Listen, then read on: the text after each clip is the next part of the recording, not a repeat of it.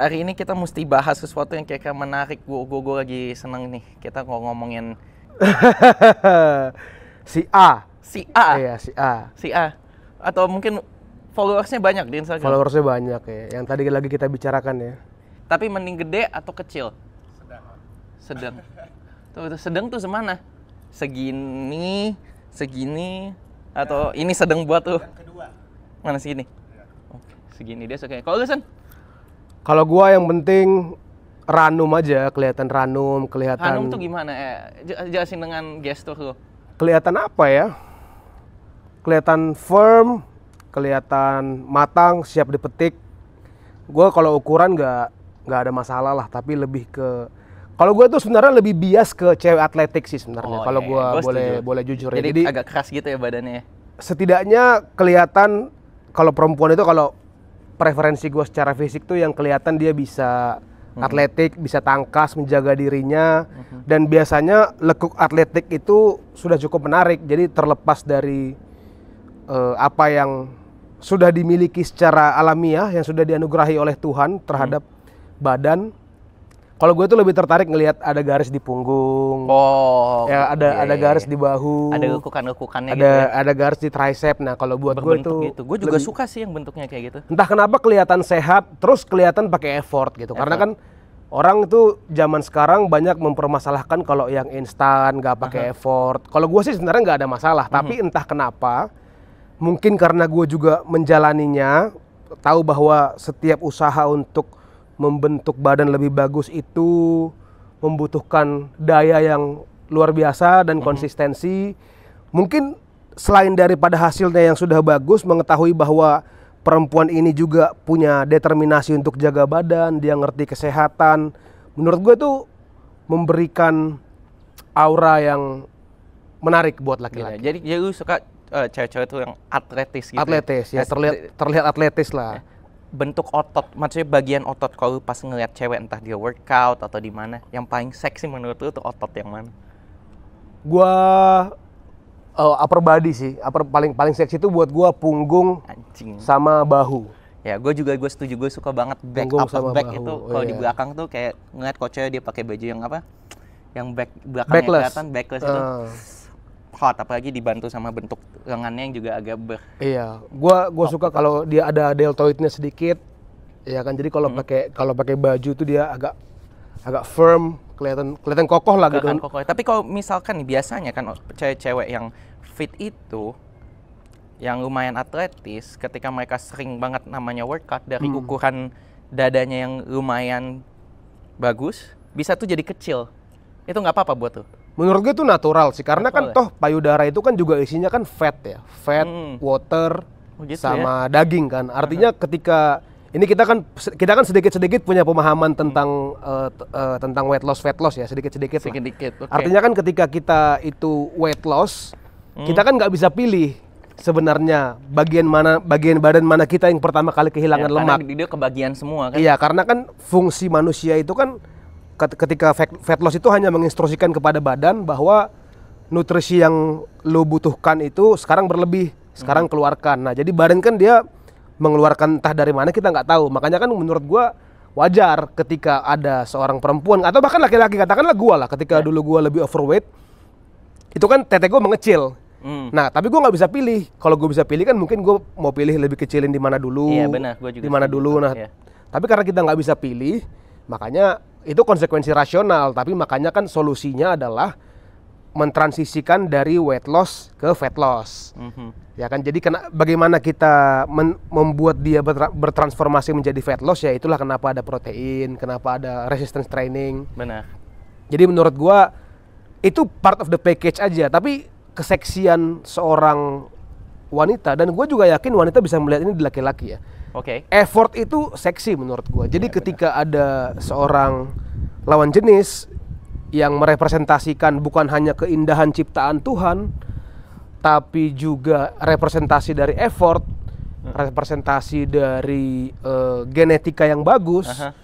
Wah, itu menurut gua top ya. Kombinasi yang sangat apik. Jadi kalau gua preferensi gua sebenarnya ke situ. Makanya kan kalau ditanya, jadi gua berbeda nih. Kalau di antara laki-laki itu kan dulu ada perdebatan lu itu TT man atau S man. Ya. Sekarang lu apa? Kalau gua sekarang udah berubah jadi S man. Gua juga setuju, gua S-man. Nah, dulu gua tuh sebenarnya TT man. Oh, lu dulu. Bukan itu biasanya karena orang kebanyakan nonton film bokep. Bahkan jadi pada ya, sukanya enggak men, gede, bahkan seksual. yang lebih lucu dan mantap. lebih benar menurut gua, ada penelitian bahwa laki-laki yang suka perempuan payudara besar tuh cenderung miskin gitu. Oh, gitu ya? Karena gua masih miskin, jadi rasanya tepat jadi kalau begitu, itu. Iya. begitu lu udah mulai banyak duit, lu lebih seneng Enggak, S-man. bukan. Kalau itu tadi hasil penelitian, coba maksud gue masih miskin sekarang, tapi poinnya adalah mungkin karena gue lebih bisa mengapresiasi effort, ya kan? Karena kan gue tahu nih bahwa lu angkat beban segimanapun, kecuali lu itu operasi atau mungkin kan ada tuh sekarang yang kemarin gue lihat kalau orang ngambil lemak di mana, disedot, disuntik ke bagian tubuh mana itu kan ada kan. Okay. Sepertinya kan kalau payudara ya, kalau bicara effort itu nggak ada yang bisa merubah ataupun meningkatkan bentuknya. Udah begitu aja emang bawaan dia mengikuti tubuh lu aja. Nah, tapi kan ketika kita berbicara panggul, pantat itu kan ada orang yang punya genetik, ada yang tidak. Tapi kita bisa membedakan, terutama kita lah yang suka nge-gym ya. Kita bisa membedakan kan mana bentuk badan itu yang terbiasa menopang beban, mana yang mungkin BBL, ya kan, mana yang memang genetically orang ini diberkati gitu dengan bentuk badan yang bagus. Tapi emang kayak terkadang yang genetik juga bagus, kalau misalkan dia tidak workout itu nggak kelihatan kenceng, gue juga kurang suka gitu loh. Ya. Jadi kayak maksudnya kayak misalkan belakangnya itu butinya itu gede gitu ya. Gede dalam arti bukan yang overly gede, gue juga nggak suka. Tapi masih bagus, bentuknya bagus, tapi dia nggak workout, itu kayak ada selulitnya itu. Dan dari mata aja gue bisa bilang membuat preferensi gue itu nggak enak dipegang, karena apa yang gue lihat gue pengen bisa ngerasain enak. Sebenarnya kan harus diakui ya, kenapa orang dari zaman dulu itu laki-laki punya kecenderungan suka perempuan yang panggulnya besar, kenapa perempuan cenderung suka laki-laki yang bahunya besar. Karena kan kalau secara genetika itu orang zaman dulu itu punya kecenderungan mendekatkan diri kalau laki-laki ke perempuan yang bisa memproduksi anak. Betul. Jadi kecenderungannya itu menunjukkan itu lebih subur. Oh, jadi lebih subur. Iya, betul. Kecenderungan, tapi bukan dibantu artinya dengan fakta juga nggak di zaman itu setelah diteliti kenapa ada kecenderungan itu, karena bahu yang lebih lebar itu merepresentasikan genetika yang lebih sehat dan lebih kuat dan bisa berproduksi. Di saat zaman dulu ketika itu masih masanya manusia itu bertahan dari pemburu, dari kucing, dari hewan buas, laki-laki yang bisa melindungi itu sangat penting.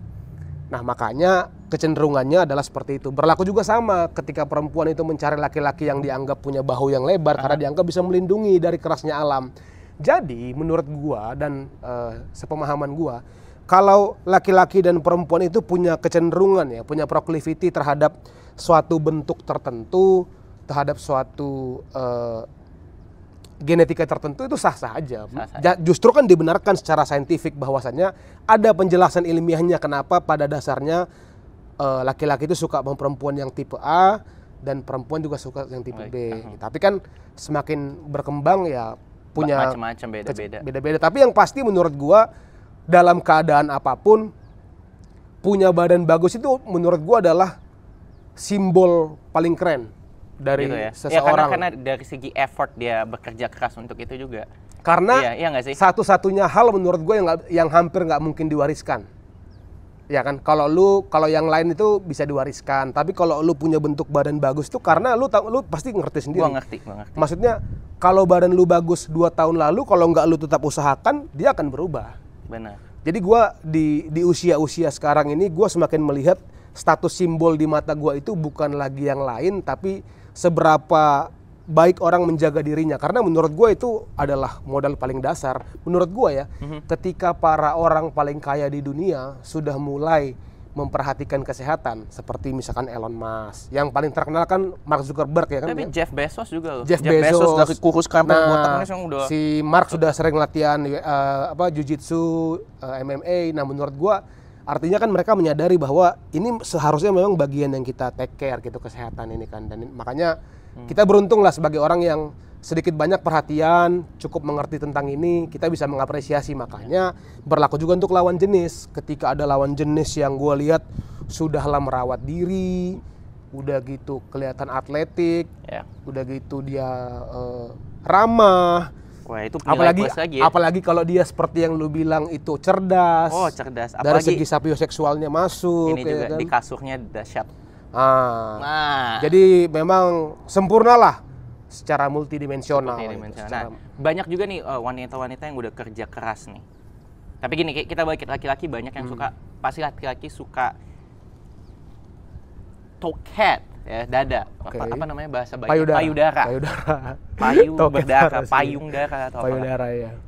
Ya pasti kan. Habis itu fantasi yang udah kebentuk dari zaman baheula, dari zaman dulu, dari porno, dari media bahwa toket-toket yang payudara yang besar itu menarik secara seksual. Tapi kan lu juga bilang bahwa kalau kepentingan yang buat lu adalah bentuk tubuhnya yang atletis. Tapi kalau saya tubuhnya atletis dan bagus tapi nggak punya payudara sama sekali. Bener-bener rata kayak laki-laki. Itu gimana dong? Apa lu akan mengiyakan atau apakah lu akan suka tetap? Let's say you're an ass man, tapi apa lu bakal suka perempuan tanpa payudara? Ini preferensi aja, masing-masing orang kan beda. Kalau nggak ada sama sekali kayaknya enggak sih. Kalau nggak ada sama sekali. Kayak rata kan ada aja.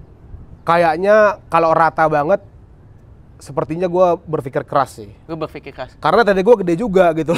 Tete gue gede, jadi kalau gede tanpa operasi ya. Iya, tete gue gede, ada lemaknya, ada ototnya. Jadi kalau ada orang yang tete lebih kecil daripada gue yang gendut ini, ya nanti gue jadi malu guanya gitu. Tapi kayak gini nih, lagi-lagi ya.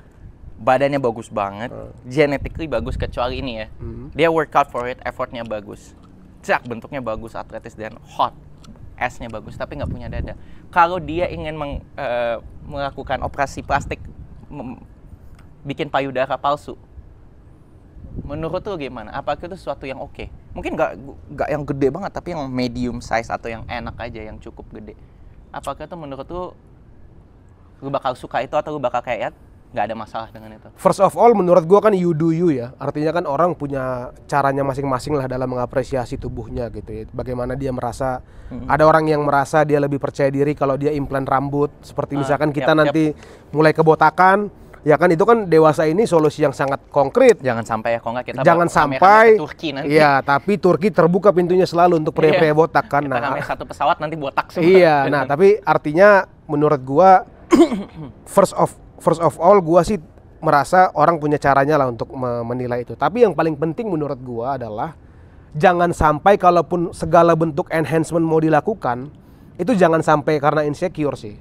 Karena nanti menyesal. Kalau memang lu pengen melakukan sesuatu, karena misalkan lu merasa bahwa lu sudah bekerja keras untuk membentuk badan, kan banyak nih ya, banyak contohnya mungkin gini lah, kalau yang sering gue perhatikan tuh orang-orang yang fat loss ekstrim, ya kan. Misalnya orang yang udah turun 100 kilo. Wah, ya kan turun 100 kilo kan itu dia pasti ada banyak loose skinnya nih. Banyak loose skin mesti. Nah, habis itu dia mau operasi, entah itu tummy tuck, entah itu operasi 360, banyak lah. Nah, kalau dalam hal seperti itu kan artinya dia mengambil tindakan yang signifikan karena sebagai pelengkap dari kerja keras dia. Kerja kerasnya dia. Ya kan, dan lagi pula itu dilakukan sebagai penyempurnaan prosesnya gitu loh, yang dia sudah memulai journey-nya supaya secara estetik lebih bagus dioperasi lah. Nah, tapi kalau ketika operasi itu karena misalkan peer pressure, karena lu butuh afirmasi orang, menurut gua nanti jadinya itu nggak akan jauh ke arah body dysmorphia. Ya, tapi kalau misalkan dia nih operasi dan sebenarnya dia lebih untuk kesenangan dirinya sendiri, ya gue suka aja, bukan dia nggak peduli kata orang. Tapi gue suka aja. Itu menurut gue ya nggak apa-apa. Nggak masalah. Dan itu sudah sangat lumrah kok. Dan apakah lu akan accept itu? Gue akan accept itu. Ya udah, oke. Menurut gue nggak ada masalah kan. Asalkan karena itu emang datang dari dia. Datang dari dia punya kemampuan untuk itu, tidak memaksakan. Sudah gitu dia juga menyadari bahwa ada resiko dari hal ini. Ketika segala sesuatu sudah dipertimbangkan, ya orang udah dewasa tua, apakah gua akan mengencourage pasangan gua untuk melakukan itu? Gua nggak akan mengencourage. Gua juga setuju, gua nggak akan mengencourage. Tapi kalau dia mau, kalau ternyata dia mau, gua melihat bahwa itu membuat dia lebih bahagia, dia merasa positif ya, nggak ada masalah. Dek, gimana Dek? Kalau artis Korea itu banyak yang operasi kan? Iya sih, itu gue juga bingung. Artis Korea nggak? Banyak tapi banget. dia bukan kebanyakan bukan di bagian. Justru yang lain. Ada bagian lain. Apa deh kalau artis Korea yang paling banyak dioperasi deh? Lu sebagai fans Korea di sini, coba jelaskan. Muka. Bagian mana yang paling banyak? Gua tahu. Hidung. Masa sih nggak mata ya? Hidung? Mata. Rahang ya. Mata kan dibikin ada kelopaknya. Iya, iya. Ada yang dibuat kelopak mata, ada yang dihilangkan kelopak mata gitu ya. Dibuat justru ya. Oh, itu pula ya. Tapi itu sih yang gue juga, maksudnya gue seneng banget sih Korea Asia itu gue lebih demen nontonin yang Asia ya. Entah itu selebgram apa yang seksi itu orang-orang Asia. Gue seneng banget. Cuma terkadang gue hampir nggak bisa bedain antara si A, si B, dan si C. Kalau itu datang dari Korea. Agak-agak mirip ya. Agak-agak mirip ya. Korea. Mungkin mereka ke pabrik yang sama kali ya, gue nggak tahu. Jadi udah ada template-nya, tapi ya itu bagus. Dan tapi gue masih lebih bisa bedain kok orang Jepang. Jepang masih ada kelihatan bedanya gitu loh. Mukanya juga nggak terlalu artificial gitu kayak. Tapi memang menurut gue bahaya dari sosial media ini salah satunya itu terutama kalau gue perhatikan banyak di perempuan-perempuan muda itu ya. Itu menciptakan body dysmorphia yang gue bilang tadi. Jadi dia mungkin karena terus mendapat perbandingan, contohnya ngelihat keluarga Kardashian, ya kan dengan bentuk badan yang seperti itu, yang tadinya mungkin seperti apa, lalu operasi jadi seperti apa. Lalu juga mungkin ngelihat artis-artis Korea atau artis-artis yang lain di mana mereka melihat yang tadinya dia mungkin dalam standar kecantikan skornya 3, gara-gara operasi jadi 8. Akhirnya kan timbul keinginan itu. Nah, menurut lu gimana tuh baiknya menyikapi itu ya? Karena kan di satu sisi memang kita nggak bisa pungkiri lah ketika kita mengetahui sesuatu, maka kita kan jadi pengen. Betul. Ya kan? Nah tapi kan kalau kita terus mencoba untuk mengikuti tren yang ada, terutama yang sifatnya itu harus kayak operasi, itu kan nggak akan ada habisnya. Kalau gitu. nanya menurut gua, kalau gua dari perspektif laki-laki, terutama dari dirinya gua ya, ketika gua tahu orang itu operasi, ya gua sebenarnya bakal back off sih. Back off ya? Ya, karena menurut gua I don't find it attractive. Karena itu sesuatu yang dibuat. Kalau sesuatu yang dibuat berarti gini lah, kita jatuh cinta sama orang karena fisik nggak sih, bener. Tapi ketika gue ngeliat wajahnya dia dan gue tahu ini dari pabrik template yang sama atau gue tahu dia operasi, sorry, gue nggak tertarik sama itu. Karena let's say I ended up with her, gitu ya. Abis itu kita punya anak, abis itu anak gue mukanya kayak gimana nanti gue nggak tahu. Gue mau tahu, gue kayak dating atau suka sama orang yang pakai topeng. Menurut gue, no offense, tapi seperti itu. Jadi kalau misalkan pasangan gue, terutama misalkan pasangan atau cewek yang suka, dia pingin operasi bagian wajahnya yang menurut gue udah it's good, it's okay, gue sih no. Tapi kalau dia mungkin mau toket ya silahkan aja, mau payudara tapi wajah enggak. Dan gue kalau ngeliat orang yang operasi wajah, ada yang bilang itu cantik ya, makin cantik ya, tapi gue udah tahu wajah aslinya dia kayak gimana. Kalau misalkan nggak bisa. Misalkan nih lu udah kawin sama orang, sama si X lah kita bilang, udah kawin, terus 5-6 tahun berjalan perkawinan, dia pengen operasi. Operasi entah itu facelift, entah apapun namanya lah, pokoknya mungkin bisa dibilang surgical treatment lah ke badannya gitu ya. Mungkin gue bisa kompromi kalau. Nah, kalau dalam hal itu gimana? Gue bisa kompromi. Karena itu bakal bikin dia seneng. Gue bisa kompromi karena gue udah tahu gue udah nikah nih sama dia, gue udah tahu dia seperti apa. Gue udah cukup lama mengenal tahu dia apa. Dan selama itu masih surgical, dan gue sebagai pasangan dia, gue akan kasih tau dong, gue nggak perlu gini, tapi if you wanna do it, lu mau lakuin, mungkin ya segini. Setidaknya ketahuilah bahwa kau tidak perlu melakukan ini untukku gitu ya. Setidaknya lakukan ini untukmu diri sendiri, untuk dirimu sendiri. Dan kalau bisa ya gue bukan melarang, tapi please nggak usah yang drastik, jangan yang aneh-aneh gitu loh. Menurut gue, terus gue harus kasih tau dia dong, gue pasangannya dia gitu loh. Masa habis itu bini gue mau transisi ke jadi laki-laki, gue kasih, nggak mau lah, gila. Dan seharusnya kan dalam komunikasi yang intim antar pasangan itu topik yang bisa dibicarakan lah harusnya. Gue setuju sama itu. Tapi kan artinya kalau sampai pasangan lu tiba di momen bahwasannya dia merasa butuh melakukan itu, sedangkan lu selalu ada di sisinya, artinya kan memang mungkin ada hal-hal lain yang kita perlu dalami kan. Kita perlu dalami. Jadi gue sepakat sih, artinya ketika itu terjadi mungkin kita tidak boleh langsung melihat dari kacamata apakah ini insecure atau apa, enggak. Kita mungkin perlu cek dulu ya kan. Makanya tadi gue bilang reasons itu penting. Alasannya apa? Iya, penting gitu loh. Sama kan kayak tadi kan, kalau dia untuk kesehatan atau kayak tadi orang yang sudah fat loss sekian banyak terus dia operasi, yang menurut gue justru itu sangat bagus. Tapi ketika dia itu semata-mata supaya dapat afirmasi orang lain, ya itu kan rasanya takutnya nanti ketika afirmasi yang diharapkan itu sudah tidak ada lagi, yang tersisa penyesalan gitu ya kan. Gue sih yakin banyak yang bakal kayak gitu sih. Banyak yang melakukan itu karena mungkin diejek sama orang, I don't know, atau mungkin ya begitulah. Kayaknya kita nggak usah ngomongin itu lagi. Kita ngomongin berat badan. Yang lagi populer tuh Ozempic, nurunin berat badan. Pendapat tuh menurut itu gimana? Wah, Ozempic ya. Iya. Ozempic kan gue cuma taunya dari, bahkan gue taunya Ozempic itu ya, selain daripada baca berita, cuman dari lirik-lirik lagu rap. Gitu Karena ya? dalam lirik-lirik lagu rap itu banyak beberapa bulan terakhir itu, bahkan di tahun inilah ya, itu banyak orang yang mulai saling melemparkan tuduhan, lu pakai Ozempic gitu. Jadi orang mulai di shame untuk menggunakan ini di US. Jadi seakan-akan kalau orang yang pakai Ozempic itu adalah orang yang mau jalan instan gitu ya, jalan singkat. Karena kan sebenarnya Ozempic ini yang gue tahu kan obat diabetes kan. Sebenarnya Ozempic ini peruntukannya itu untuk orang yang diabetes awalnya, tapi ternyata Berguna. kontribusi dia terhadap insulin ini yang gue tahu ya, kan dia ada melakukan sesuatu terhadap insulin. Nah, tindakan dia terhadap insulin ini ternyata bisa membantu juga ketika diterapkan dalam hal orang yang mau weight loss, ya kan? Jadi dia tuh bikin lu rasa lapar lu hilang, dan dia kayaknya proses makanan itu lebih lama, jadi lu kenyang lebih lama gitu. Jadi emang apa yang lu makan itu lu nggak bakal bisa makan banyak.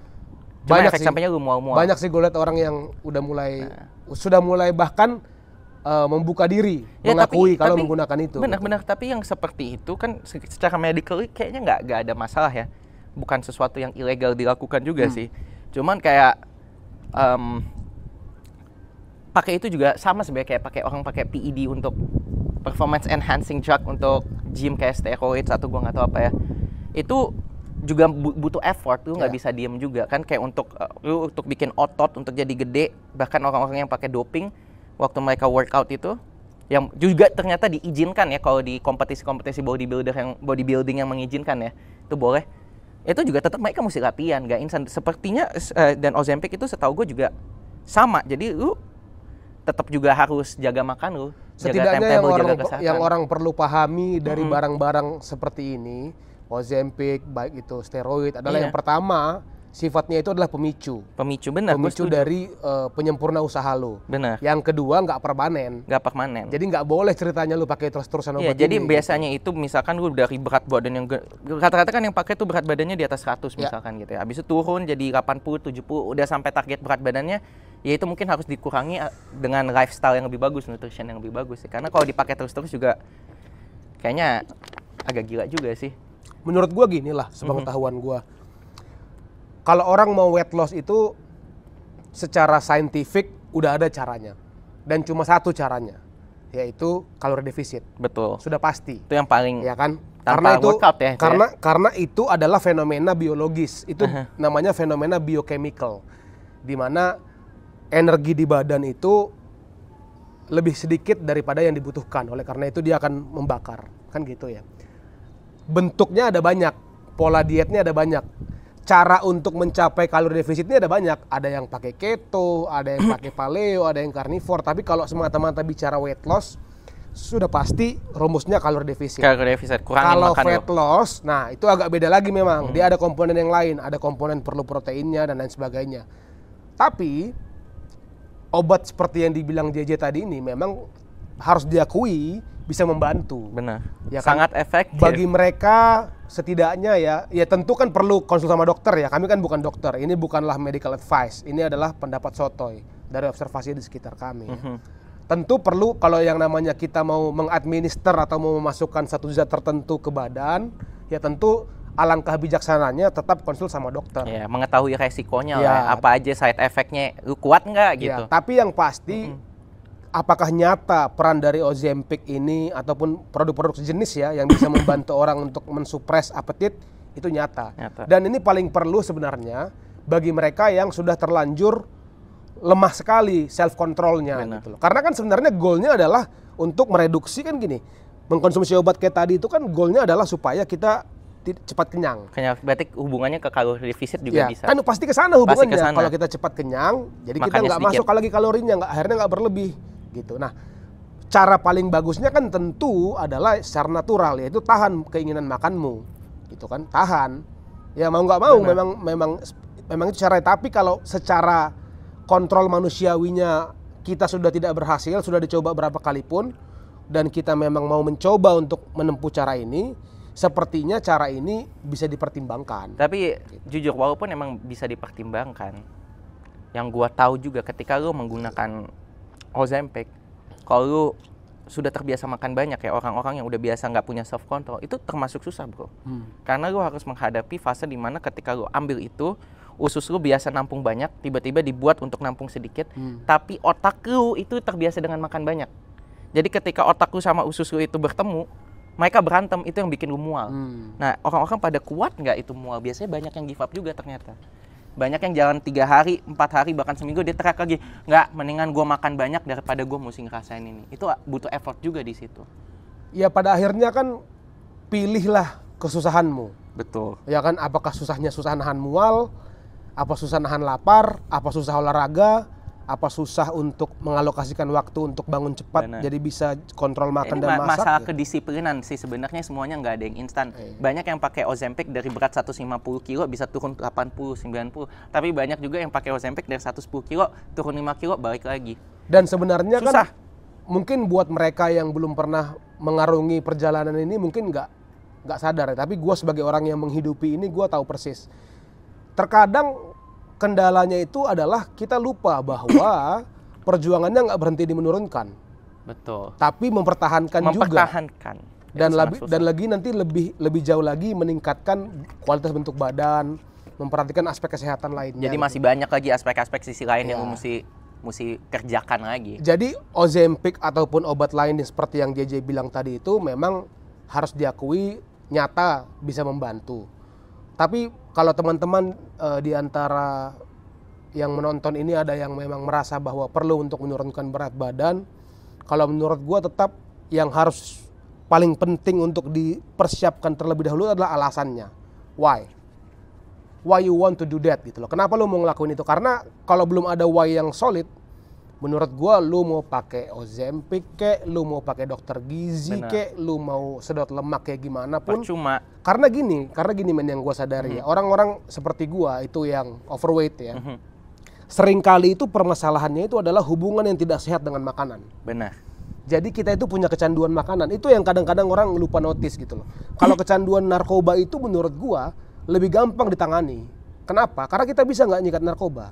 Ya aksesnya juga nggak semudah Tapi itu. kalau makanan lu harus makan. Lu makan. Jadi gua nggak bilang kecanduan narkoba itu gampang. Tapi kalau untuk melihat dari tantangan terhadap akses barangnya, lebih sulit untuk makanan ini. Nah kebanyakan orang-orang overweight seperti gua itu dan teman-teman gua itu, gua lihat masalahnya itu adalah hubungan yang sudah terlanjur tercipta hubungan yang tidak sehat, toxic relationship dengan makanan.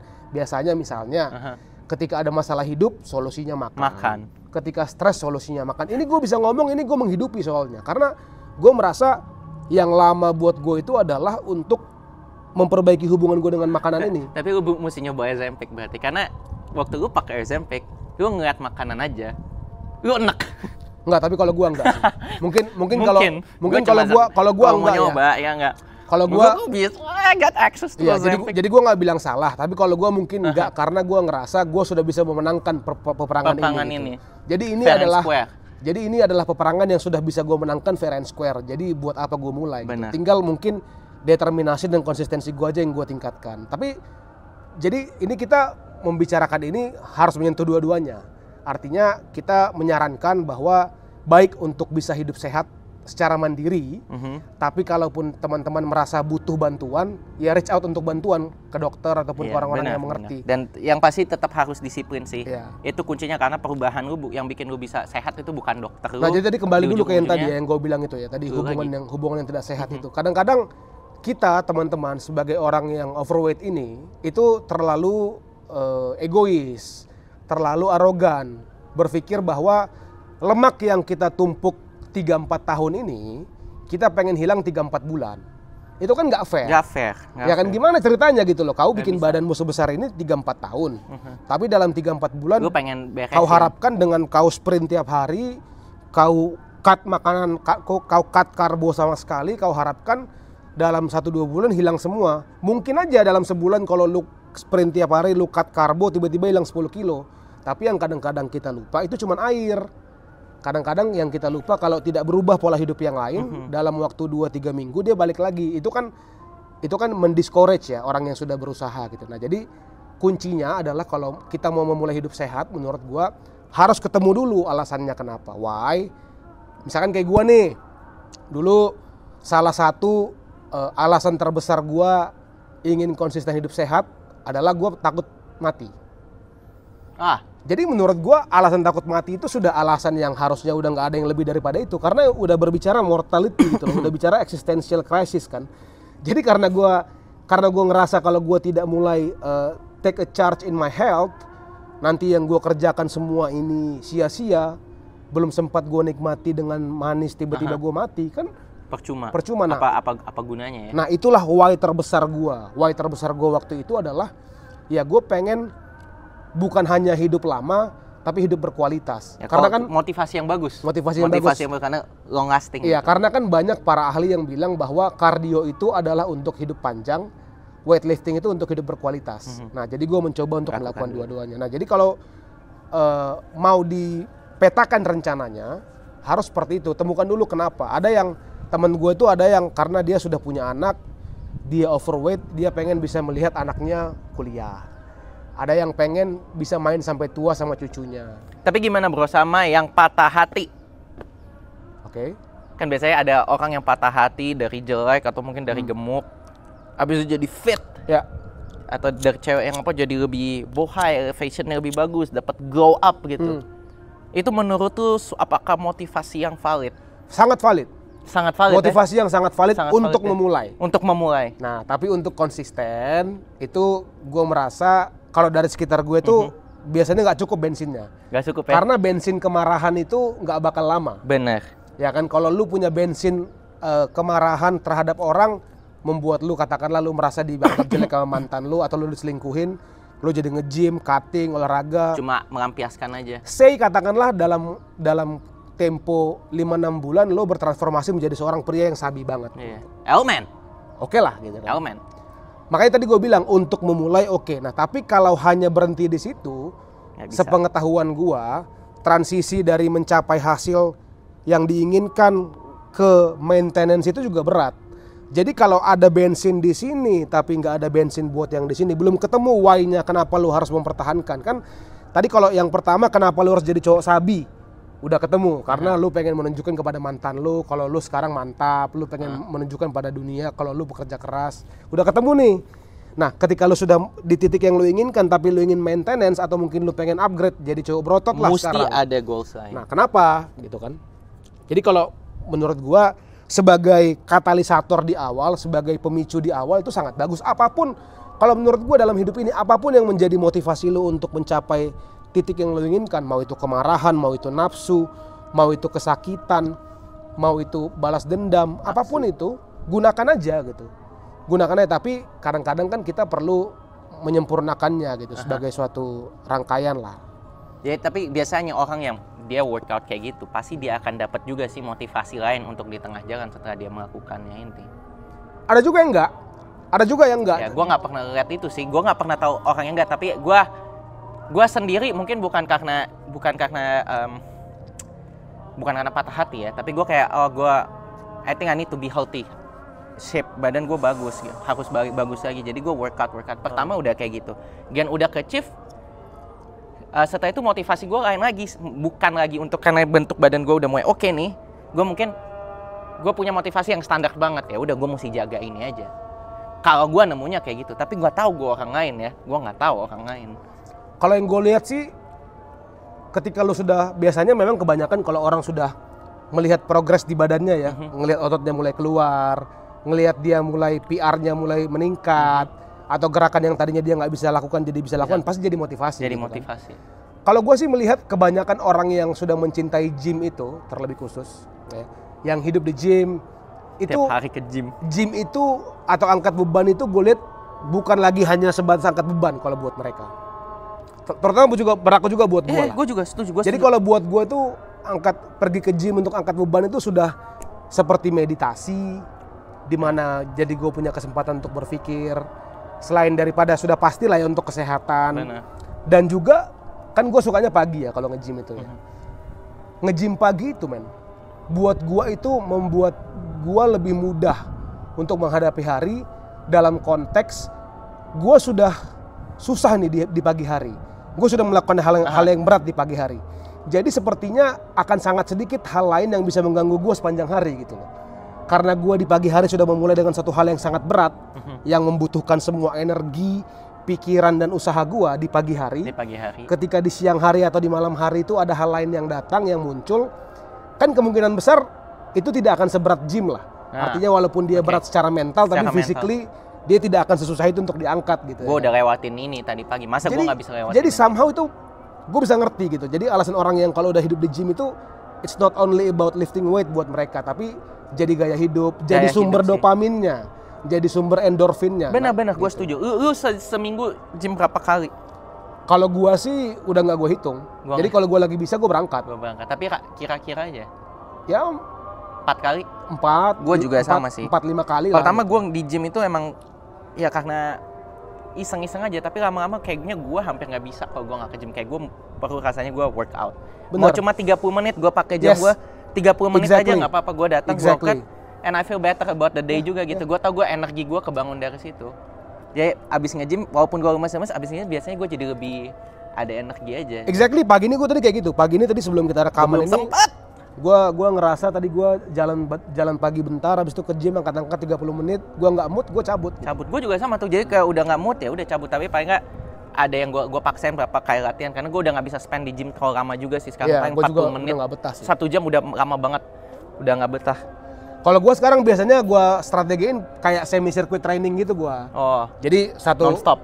Ya agak semi circuit X superset lah. Jadi suka gua gabung otot gede sama otot kecil satu gerakan. Habis itu break semenit, gua gabung lagi. Jadi gua dalam sejam itu bisa capek banget.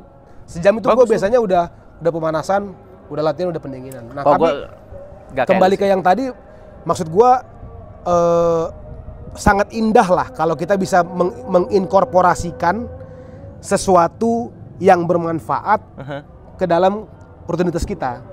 Jadi nggak berasa kayak beban gitu ya kan, nggak berasa kayak beban untuk olahraga tuh kalau buat gue udah nggak beban sekarang. Itu malah jadi kayak gue ngerasa gue butuh, gue mau lakuin. Iya. Bagian dari kehidupan gue udah.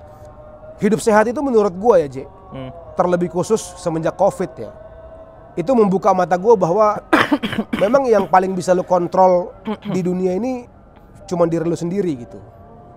Karena ketika COVID kemarin itu kan, bayangkan lah, bandingkan kehidupan orang yang sehat ketika COVID dengan yang nggak sehat ketika COVID itu beda banget. Dalam arti dari segi ruang geraknya, ketakutannya. Orang yang fit selama COVID itu hampir nggak ada takutnya, karena apalagi kalau dia mau baca ya, kalau dia mau baca penelitian misalkan atau gejala-gejalanya, kan sebenarnya COVID ini kemarin yang paling bahaya itu buat mereka yang tidak sehat. Tapi kalau orang yang secara sempurna, secara umum lah itu sehat, COVID kemarin itu kan hampir nggak berbahaya, ya kan? Hampir nggak berbahaya. Hampir nggak berbahaya. Lu pernah terpapar? Gue 4 kali kalau nggak salah kemarin itu. Gue nggak pernah. Gue ketahuan tuh sekitar 3-4 kali lah. Lo mungkin nggak pernah ketahuan. Nggak pernah ketahuan. Kalau gue tuh kemarin, gue itu kemarin ada juga sialnya gue itu pas COVID. Gue sempat pertama kali ketahuan itu pas lagi rame, pas masih tahun 2020. Awal. Iya 2020 lah ya, pertengahan atau akhir. Jadinya di kala itu kan kita masih harus isolasi, dan isolasi ini tempat tertentu, tempat khusus kan. Jadi waktu itu gue merasakan betul. Lu di mana? Adalah pokoknya di suatu lokasi. Nah, tapi gue merasakan betul bahwa karena di kala itu gue cukup sehat, jadi ketika gue terpapar 3-4 kali itu, hal terburuk yang terjadi pada gue tuh hanya kehilangan indera pengecap aja. Nggak ada yang lain gitu. Nah makanya menurut gue bare minimum lah kita itu menjaga kesehatan gitu. Apa sih susahnya?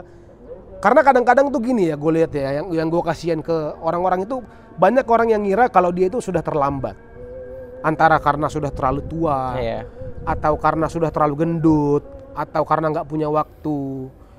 Kalau menurut gue teman-teman itu harus dibuang pemikiran itu, karena sehari ada 24 jam ya. Kalau memang kita merasa bahwa menjaga kesehatan itu perlu, sama lah kayak makan. Dalam sehari kan kita akan ada spend minimal setengah jam lah buat makan gitu ya kan. Karena kita anggap itu kebutuhan. Kebutuhan kita. Nah jadi kalau kita anggap jaga kesehatan olahraga itu kebutuhan, atau mengkonsumsi makanan secara mindful, secara proporsional itu adalah kebutuhan, ya mungkin baik untuk bisa kita coba lah.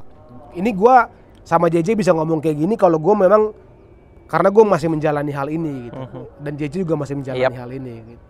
Penting sekali untuk kita jaga kesehatan, karena itulah yang bisa kita kontrol gitu loh. Apalagi selain itu bisa kita kontrol, negara nggak bisa kita kontrol, pajak naik 12% nggak bisa kita kontrol, ya kan? Ada orang di mana-mana yang melakukan hal-hal yang aneh-aneh kita nggak bisa kontrol. Itu aja yang bisa kita kontrol, masih bisa kita kontrol. Masih bisa kita kontrol karena kalau teman-teman pernah dengar tentang stoikism ya, pandangan hidup stoik, ya intinya mungkin kita harus manajemen emosional lah ya, bagaimana kita memanage emosi kita dengan bijaksana gitu. Kalau stoikism itu mengajarkannya, itu gue merasa manajemen emosi gue jauh lebih bagus ketika gue rutin untuk berolahraga dan makanan yang gue makan itu setidaknya 80% itu real food lah.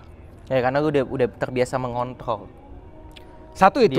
Tapi kedua, menurut gue secara biokemikal aja, ketika mesin mobil itu dikasih Pertamax, maka seharusnya kan larinya lebih kencang. Kencang. Beda dengan kalau diisi Perta yang lain. Betul. Ketika gue mencoba membandingkan momen dimana gue perlu berpikir, ketika gue makannya junk food, gue makan refined sugar dan lain sebagainya, dibandingkan ketika gue makan sayur, gue makan protein, itu beda banget. Kalau gue misalkan habis olahraga, udah gitu makannya lagi bagus, udah gitu gue perlu meeting untuk bekerja, itu otak gue tuh firing from all cylinder gitu loh, tas. Ya kayak pagi ini gue agak kekurangan makan, jadi agak foggy, agak semuanya terasa tidak menarik. Iya. Bener gak sih? Iya gak sih? Itu makanya kan kalau kita memberikan bensin yang tepat ke badan itu, ya seharusnya dia diharapkan bisa beroperasi dengan lebih bagus. Benar. Determinasi lah, karena gini kan. Karena gue juga baru tahu ternyata salah satu, terutama untuk cowok kali ya, salah satu manfaat dari testosteron itu adalah membuat effort feels good. Yes. Jadi ternyata buat mereka yang high and efficient worker itu bisa patut diduga testosteron mereka itu sangat tinggi, karena testosteron itu membuat kita itu merasa usaha itu dapat dinikmati. Jadi high performance yang ada di sekitar kita itu hampir dapat diyakini tinggi testosteronnya. Ini kan sebenarnya kan linear dengan semua yang kita ingin capai kan. Kita kan sebagai manusia itu ya kita pengen produktif, pengen bisa berkarya, pengen bisa kreatif. Kalau untuk laki-laki ya di dalam tubuhnya harus ada banyak testosteron dan nutrisi yang cukup. Ini kita sama-sama nggak punya ilmu ya teman-teman. Ini model-model baca di internet aja sama mengalami aja ya. Tapi sepertinya nyata kan? Nyata. Kalau kita kasih bensin yang tepat, kita kasih minyak bakar, minyak. Itu analogi yang benar sih itu. Iya kan? Masuk banget. Kalau kita kasih bahan bakar yang tepat, ya seharusnya bisa melakukan banyak hal lah. Gitu. Nice. Gitulah ya temanya ya. Jadi kami menyarankan teman-teman kalau bisa mulai jaga kesehatan, dijagalah. Karena asuransi mahal, betul. Rumah sakit mahal, obat-obatan mahal, dan no one's come to save you. Ini sih yang benar. Prinsip yang betul-betul gue sebenarnya itu bagus tuh. Gue pikir betul pas COVID itu ya, bro. Nggak ada yang datang untuk menyelamatkanmu selain dirimu sendiri. Iya, gitu. benar. Jadi kalau nggak kau usahakan barang itu, nggak kemana-mana. Orang mungkin bisa bantu, tapi untuk menyelamatkan diri lu sendiri, itu mesti datang dari diri lu sendiri. Gitu. Jadi terus dari sini menurut gua pola pikirnya kalau buat gua ya, aspek lain dari sini adalah stop being a victim. Iya. Jadi kita itu harus berhenti menjadi korban. Kita bisa aja dikorbankan orang lain, tapi kita nggak boleh menganggap diri kita korban. Ini nih mentalitas yang gue sekarang selalu ngeliat dari masalah dengan victim. Banyak orang banget yang merasa selalu jadi victim. Tuh, bahkan banyak juga orang yang merasa dia victim dari ciptaan Tuhannya sendiri. Kayak dia ngerasa kayak gue cowok tapi gue bukan cowok, gue nih cewek. Kenapa Tuhan ciptain gue jadi cowok? Nih dia merasa kayak victimnya Tuhan gitu. Itu lucu aja. Terkait LGBTQ kan. Pendapat menurut lu gimana tuh? LGBTQ acceptable di lingkungan kita? Kalau menurut gue ini LGBTQ ini agak beda sama konsep victim tadi, cuman kita LGBTQ dulu ya. Iya, kita bahas nanti victimnya kita elaborate lah. Kalau menurut gua, nah kalau mau diskusi ini kita harus kesampingkan dulu nih, kita letakkan dulu masalah benar salah, ya kan? Untuk topik-topik kayak gini, masalah benar salah tuh kita taruh dulu di meja. Nih kita nggak bicara. Kita perlu minta maaf juga. Nggak usah ya? Minta maaf. Kita nggak bicara benar salah ya. Kita taruh ini masalah benar salah di meja lah. Kalian lah lebih tahu benar salah. Oke, kita bicara objektif aja ya. Menurut gue seharusnya kalau sudah kita letakkan masalah benar salah di luar diskusi, harusnya it's not even a big deal. Iya. Karena kan kita juga cuma diskusi aja, ngobrol-ngobrol pendapat masing-masing aja ya, jangan dipermasalahkan. Maksud gue gini soalnya, keberadaan dari teman-teman yang LGBTQ itu kan nyata, itu kan adalah hal yang nyata di sekitar kita, ya kan? Kita letakkan dulu itu nyata pertama. Kedua, menurut gua kita kan tidak bisa menerka atau tahu persis apa yang orang lain rasakan, gitu loh.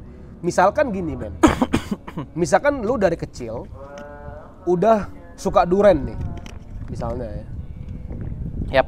Terus pas lu berjalan berapa tahun hidup, ada orang yang bilang bahwa lu suka duren tuh salah, nggak boleh lu suka duren, lu harusnya sukanya semangka.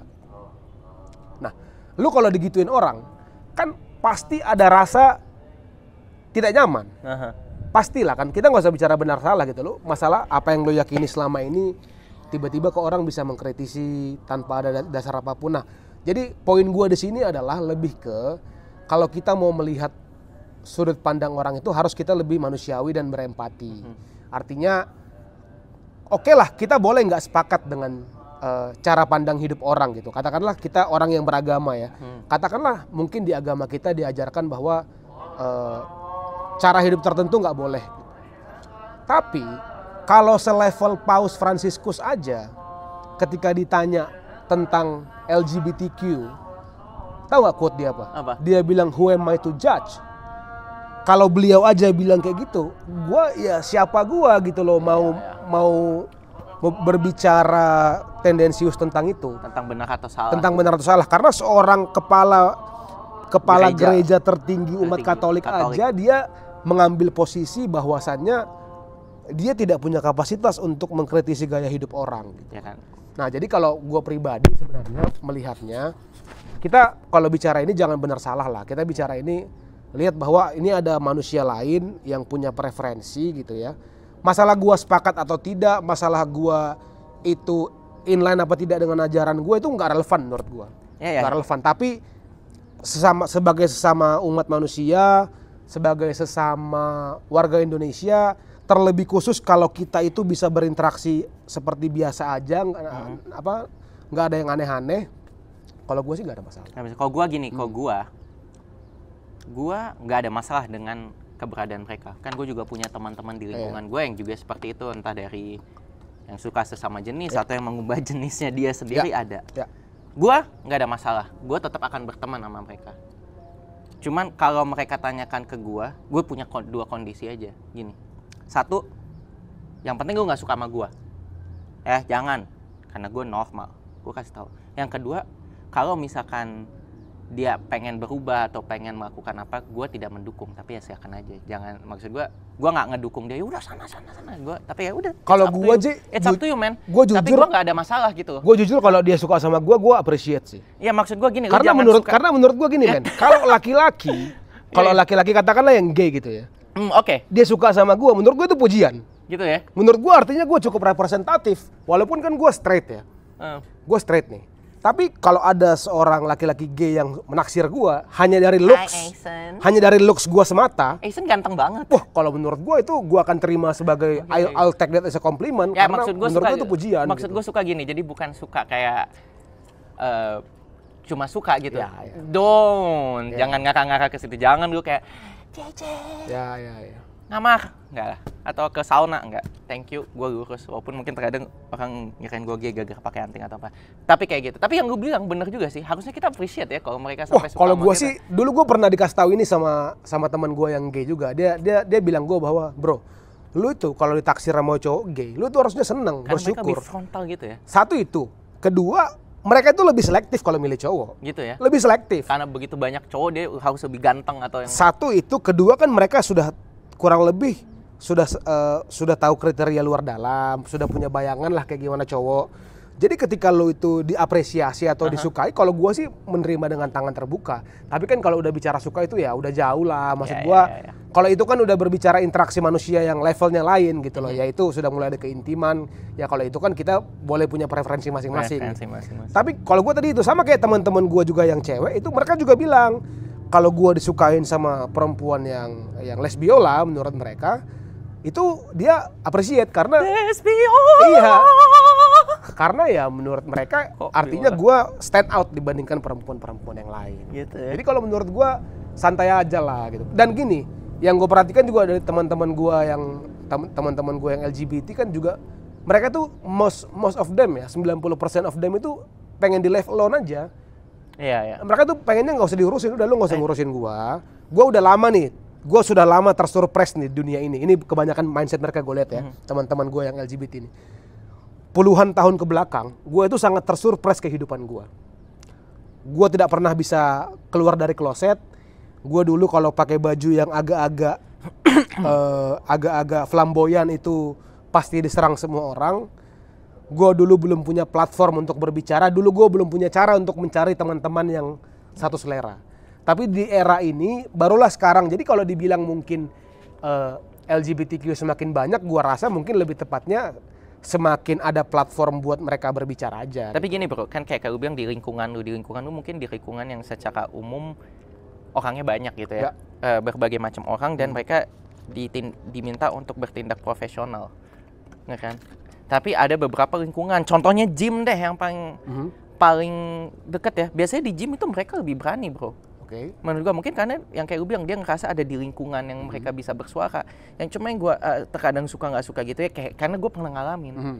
Waktu di gym gua lagi workout dilambain tangan sama mereka. Terus kenapa emangnya kalau dilambain? Bukan tangan? Maksud gua kayak maksudnya gua udah di gym nih ya. Gua nggak ada masalah silakan. Tapi kok gua ini dia spesifik ke lu gitu. Spesifik ke lu ngelambain tangan, gua nggak kenal lu, gua pakai headset, gua pakai topi. Sekali apa dua kali? Dia ngeliatin gue, dia bahkan lewat di depan, di dalam locker. Udah sengaja caper dia lewat-lewat. Come on, hargain gue juga dong. You need to be like, come on, you udah sih gue nggak. Lu pakai handuk itu? Nggak, gue masih lengkap. Pakai baju baik, no, pakai. Come on man, gue terserah lu mau homo, tapi jangan gitu. Kan lu udah lihat gue, jangan lah gitu. Kalau menurut gue sih sebenarnya itu permasalahannya. Gue nggak suka. Sama kayak orang mesum pada umumnya aja. Cuman sialnya kalau dia sejenis dia bisa mesum di locker yang sama kita. Dia kayak lebih berani gitu kan, lebih berani dekat. Sementara gue, hey don't you see ya, gue pakai headset, gue pakai topi. Kan even kalau women harusnya cewek-cewek pun jangan bother gue gitu. Gue udah cuma ada beberapa gym yang seperti itu, jadi gue kayak. Gue juga di gym gak suka banget lagi diganggu. Gue juga gak suka banget lagi diganggu kalau lagi di gym. Kalau udah pakai headset itu berarti gue lagi beast mode, nggak mau diganggu. Jangan ganggu gue gitu. Ya itu sih, mungkin ada beberapa lingkungan yang emang kalau misalkan lu straight dan emang nggak mau diganggu sama mereka gitu, ya lu mesti tahu lingkungannya aja juga. Mungkin jangan taruhkan diri lu di situ dan penampilan lu kalau bisa, ya udahlah, gua ngomong kalau di gym kan lu pasti setengah telanjang atau apa namanya. Tapi kalau yang gue perhatikan tadi gitu J, artinya memang pasti yang mesumnya ada. Ada. Ya tapi sama kayak laki-laki aja gitu, sama kayak laki-laki normal dan perempuan yang straight. Yang orang-orang yang mesum itu kan selalu ada. Ya tapi ya gue ngerasa kayak ada beberapa emang yang gue pernah lihat sendiri, emang mereka lebih frontal terhadap hal itu. Dan gue juga pernah ditembak sama cowok, teman baik gue sendiri. Dan itu mereka emang lebih jorok ngomongnya, kayak gue mau cot di muka lu, itu lewat chat atau apa itu kayak. Oh itu teman lu? Teman deket gue banget dulu. Maksud gue udah bilang gue straight man, why do you keep on trying? Kayak lu namanya usaha bang, dia bilang gitu ya. Gini lah, lu respect lah kami yang straight seperti kami betul. Respect kalian yang LGBTQ terkadang tuh, gitu. Jadi gitu J, memang terkadang fenomenanya itu adalah kalau istilahnya Elon Musk itu, ini bagus nih istilahnya Elon Musk nih. Istilahnya Elon Musk itu the tyranny of the suppressed, dia bilang. Jadi ketika kelompok ada yang sudah lama itu dia tertekan, maka ketika dia punya kesempatan untuk speak up, cenderung kadang-kadang ada yang menjadi tiran.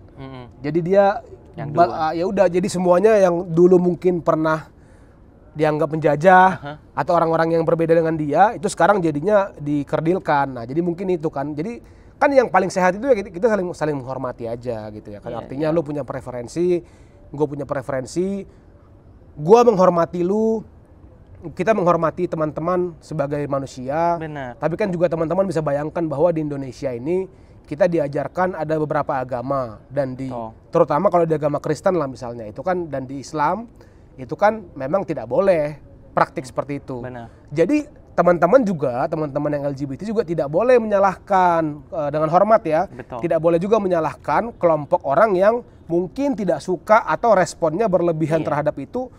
Ya kalau dia hanya nggak suka nggak bisa disalahkan. Tapi kalau dia sudah mulai berlebihan, oke lah itu kan nggak boleh. Tapi kalau orang yang punya pandangan berbeda itu sangat wajar. Karena kan dari kecil itu yang dia tahu. Benar. Jadi terutama buat orang-orang yang di daerah gue lihat ya. Karena dari kecil itu dogmanya atau indoktrinasinya adalah misalkan pasangan sesama jenis itu masuk neraka, itu nggak boleh, itu haram, itu najis.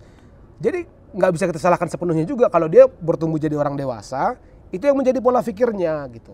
Tapi kan kita kan mungkin di fase kehidupan yang bisa berpikir lebih general lah. Gue kan? sih open minded ya. Artinya walaupun kita punya value tertentu, kita melihat bahwa orang lain tidak mengadopsi value yang kita adopsi, tapi kan kita tidak punya hak untuk memaksa dia sepakat dengan itu. Iya benar. Gitu ya kan? Ya jadi kayak gini, kayak ya udah gue ngerti lu seperti itu. Tapi tolong gue menghargai lu, gue nggak ganggu, gue nggak larang lu. Tapi lu hargain gue juga sebagai orang straight. Bukan berarti lu mentang-mentang ini lu datang gitu, nyamperin gue berkata sesuka hati juga. Ya maksud gue nggak ngelarang, cuma please pengertian juga gitu. Jangan ngubah gue juga nggak bukan gue nggak bakal berubah, tapi kayak please no gitu. Tapi yang pasti respect me. 99% orang-orang LGBT yang gue tahu tuh hanya pengen di level alone aja kebanyakan. Iya. Jangan ganggu gue deh. Gue sekarang sedang menikmati kemerdekaan yang gue rasakan. Karena kan harus diakui kan sebenarnya untuk teman-teman LGBT kan beberapa tahun terakhir ini bisa dibilang tahun-tahun mereka paling dapat tempat lah ya. Oh ya, gue juga benar-benar karena ini gue punya temen ya, dia punya adik emang dari kecil udah gak Melayu. Lu tahu sekarang begitu, kalau nggak salah sampai masuk pesantren, bro, dimasukin pesantren, sekarang keluar open about it, jadi perempuan bro. Mungkin nggak dioperasi, tapi jadi cewek. Dan itu masih di bawah gue umurnya jauh. Adiknya teman gue sendiri dari cowok sekarang benar-benar jadi cewek. Gila. Ya tapi mereka bebas bersuara, kalian bebas bersuara di internet. Ya, gue nggak ada masalah silakan. Jadi menurut gue menurut gue poinnya adalah I'm straight, so respect me. Kita tidak boleh egois memaksakan keyakinan kita terhadap yang tidak yakin. Tapi yang tidak yakin juga tidak boleh egois memaksakan yang punya keyakinan untuk tidak punya keyakinan. Jadi lu gitu. Kita udah respect lu dan ini juga waktunya kalian untuk respect kita juga gitu. Gitu aja sih kalau dari gue. Udah, tapi kalau gue mungkin beruntungnya gue karena gue nggak seganteng JJ, jadi gue tidak merasakan diganggu sama laki-laki yang ganteng ya, karena gue nggak merasakan itu. Kalau JJ mungkin karena dia lebih atletik, lebih terbuka secara fisik, ya jadi mungkin dia lebih berpotensi lah untuk dibawa pindah tim. Nah kalau gue dibawa pindah tim, kalau kita sepak bola. Sepertinya enggak. Nah, tadi kembali ke banyak yang suka sama kayak lu. Ya pastilah. Banyak, soalnya lu power top man. Anjing. Kayaknya kayak Papa Bear. Asik. Nah ini kembali ke tadi masalah victim itu ya. Victim, Nah tadi kalau poin gue masalah victim ini tidak menjadi korban ini teman-teman. Sebenarnya ini adalah hasil perenungan gue. Perenungan gue bahwa hidup gue jauh lebih indah ketika gue stop menjadi korban. Artinya ketika gue stop menyalahkan orang lain. Ketika gue stop menyalahkan keadaan. Ketika gue mulai mengambil tanggung jawab pribadi. Misalkan contoh gini. Dulu gue itu orang yang ngerasa kalau dalam berpacaran tuh bosenan. Ya kan? Dari dulu kalau deketin cewek tuh gue sering bilang gue tuh orangnya bosenan. Atau kalau orang nanya tuh tipenya gue orangnya bosenan gitu. Nah, yang berubah dari gue adalah kalau sekarang gue itu menyadari bahwasannya sifat gue cepat bosan ini nyata. Tapi gue ubah paradigmanya menjadi ya gue harusnya yang bikin jadi nggak bosan. Benar setuju. Kayak lu misalkan ya, kerjaan apa sih orang banyak banget yang kerja atau ngelakuin pekerjaan dia bosen. Masa lu giran udah dapat duit bagus, udah kerjaan bagus, tiba-tiba berhenti karena lu bosen? Kan nggak mungkin juga, bro. Lu mau dapat duit dari mana? Jadi sekarang mesti lebih logik gimana caranya lu melakukan pekerjaan lu tapi cara supaya nggak bikin itu membosankan, atau lu bertahan dengan kebosanan yang ada dulu nih. Pasti nanti ada waktunya, plek. Gue yakin sih kayak gitu. Kayak main video game deh. Lu main GTA, udah game yang paling the best in the world aja kali ya. Ada titik lu bosan. Ya. Tapi bukan berarti lu bakal berhenti, lu bakal balik lagi kok main game itu. Ada aja. Bener sih yang lu bilang. Makanya ketika gua mencoba men-tweak mentality itu, stop being a victim, akhirnya gua mencoba untuk take responsibility. Ketika gua pengen sesuatu berubah, instead of dibandingkan gua menyalahkan keadaan, menyalahkan orang tua gua mungkin, menyalahkan situasi gua, menyalahkan apa yang gua tidak miliki, ya I play with the hand that I dealt with gitu loh. Ketika gue dapat kartu, ketika pembagian kartu, ya gue mainkan kartu yang gue miliki di tangan gue. Jadi mentalitas gue ketika gue sudah mulai melakukan itu, hidup gue jauh lebih mudah. Artinya ketika gue tahu bahwa no one's coming to save me, bahwasannya gue itu bukan korban, gue harus take the lead, take the charge. Pada akhirnya segala sesuatu itu jadi harus gue usahakan kan. Jadinya gue berhenti membuang energi gue untuk meratapi kesalahan masa lalu, menyalahkan kok si ini nggak bantu gua sih, si ini dulu perasaan pernah gua bantu, tapi kenapa dia nggak bantu gua sekarang? Ini mah bukan salah gua, ini mah salah dia, coba dia kayak gini. Nah ini mah, kalau gua semenjak gua gini lah, kalau dibilang menghilangkan sepenuhnya kan sulit lah, karena itu kan kadang-kadang reaksi internal ya, itu sifat, suara kecil di hati, sifat alami manusia. Iya, jadi kalau Joe Rogan itu dia menggunakan istilah inner bitch, dia bilang. Jadi inner bitch, ada suara-suara kecil itu yang menghantui lu untuk membuat lu tidak melakukan yang lu harus lakukan, itu inner bitch. Nah itu, tapi gue lawan terus. Jadi gue nggak bilang bahwa gue dalam posisi yang paling ideal atau paling sempurna, tidak. Tapi ini membantu gue gitu loh. Ketika gue mencoba menapaki tantangan-tantangan yang ada. Ketika gue itu berhenti menjadi korban itu sangat penting menurut gue. Jadi kalau memang kita sekarang dalam keadaan A, menurut gue 99% kemungkinan bisa diubah kalau kita mau mengubah. Benar. Memang ada sih keadaan yang nggak bisa diubah, tapi 99% menurut gue bisa. Jadi ini kaitannya tadi ke kita harus take charge untuk apa yang kita inginkan gitu. Kayak gue sama JJ nih misalkan. Kita pengen punya platform, ya udah kita mulai aja. Ya kan, gue sama JJ sepakat kita pengen punya platform. Platformnya kayak gimana? Ya kita pengen punya tempat ngobrol aja. Ya udah kita mulai ngobrol aja kayak gini ya, buat kami dan buat kalian mungkin suatu hari. Kita ngobrol, nanti kita pengen ngundang siapa untuk datang ngobrol, karena basically kami berdua emang suka ngobrol dan kita pengen punya platform aja gitu. Nah, tapi dan ternyata seru juga ya. Dan ternyata seru gitu. Seru, asik. Seru kan? Panas-panas. Kita juga kan bisa dibilang cukup effortless. Ya kan? Handphone, tripod, tanpa banyak persiapan. Bahkan di bawah matahari yang udah pasti panas, udah nggak apa-apa. Jadi taking a lead itu terjadi dan dibutuhkan dalam banyak hal. Mau itu dalam kesehatan, mau itu dalam hal yang lain. Itu tadi masalah victim, itu aja. Itu aja. Tapi seru juga hari ini. Oke. By the way, gua harus pergi. Oh gitu? Iya. Oke, bye. Bye.